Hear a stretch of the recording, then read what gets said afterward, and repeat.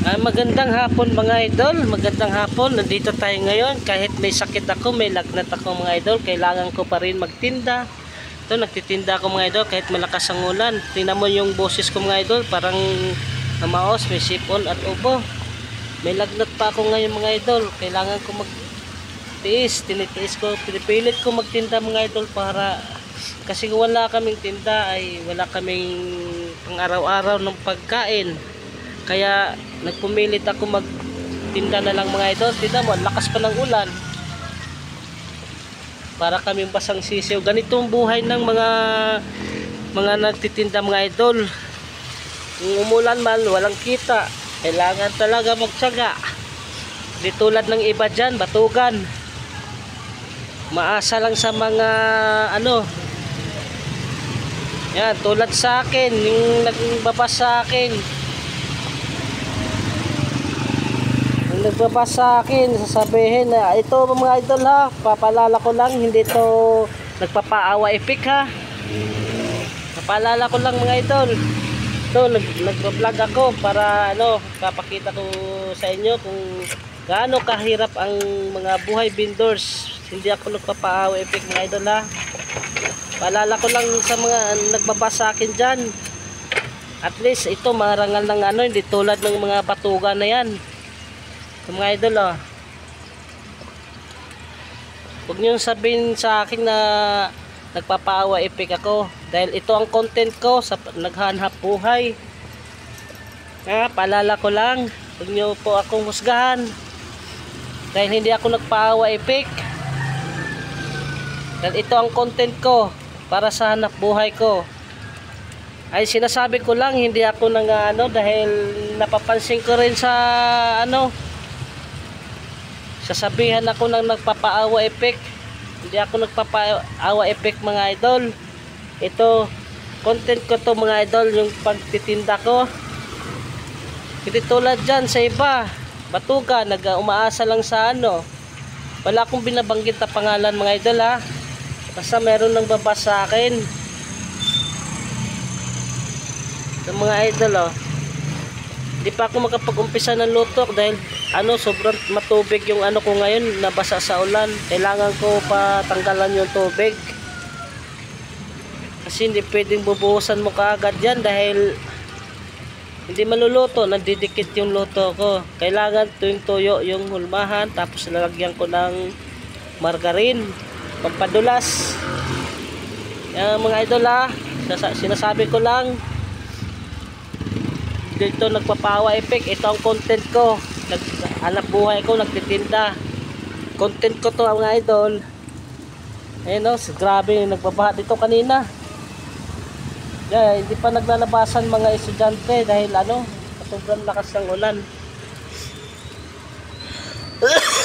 Ito mga idol, kahit may sakit ako, pinipilit ko maghanap buhay kasi hindi pwedeng nasa bahay ako. Walang ibang wala kaming ibang pagkakakitaan.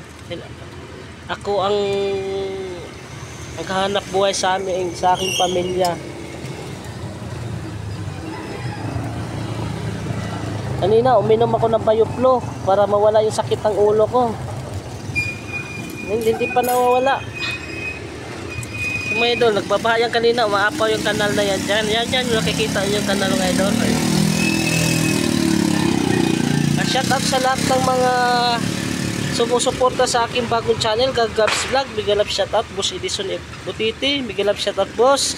Ate Tabing ng Davao, big love shout out. Ate Rijo, big love shout out. Ate Jo Fernandez, big love shout out. Ate Jennifer's Vlog, big love shout out. Ate Jennifer, salamat sa suporta mo sa akin.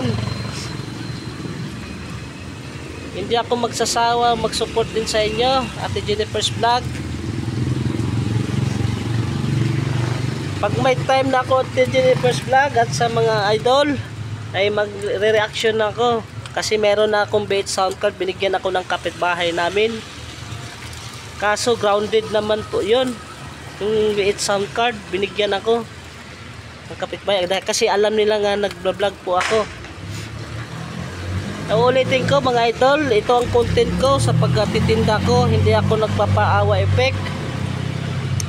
Hanggang dito lang ang mga vlog ko mga idol. Maiksi lang ito mga idol. Maraming salamat sa mga sumusuporta.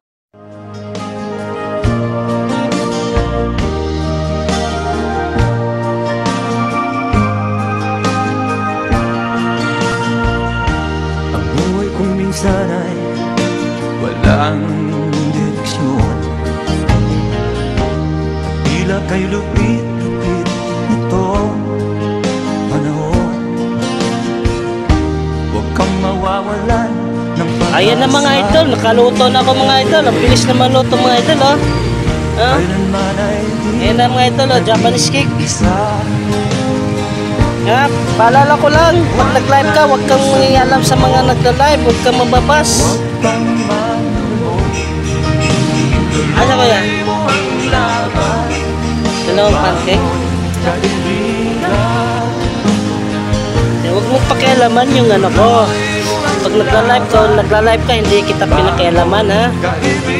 Huwag mo sabihin na napahawa epic. Ngayon ko lang sinasabi to dahil iisip ko, pangit pala yung ginagawa mo sa akin. Ngayon lang kita pinagsabihan dahil ayaw ko na nirespeto kita, pero ngayon iba ng mga kasi naiisip ko yung mga sinasabi mo lagi. Nakakahiya dahil nasa live ko, sinabihan mo ako ng ganyan. Pag nag-live ka, hindi kita pinakialaman. Ha? Ito, tingnan mo yung ko, nagsikap ako, mag-anak buhay, ikaw. Maasa ka lang sa mga bigay. Yan ang tandaan mo, ha, mag-ingat-ingat ka sa mga real talk mo. Hindi ganyan ang real talk. Hindi ganyan ang real talk. Ayusin mo pag real talk mo. Maling-mali yung real talk mo. Hindi nga, kung real talk kita, baka hindi mo magustuhan ng real talk ko sa'yo. Ako, tahimik na ako, pero pag ako ang inaano, gagantihan kita. Oo, matanda ka sa akin, ginagalang kita, pero iba ang style mo. Sabihan mo ako nagpapaawa effect. Hindi ako nagpapaawa effect dahil ito ang content ko, ha. Tandaan mo yan.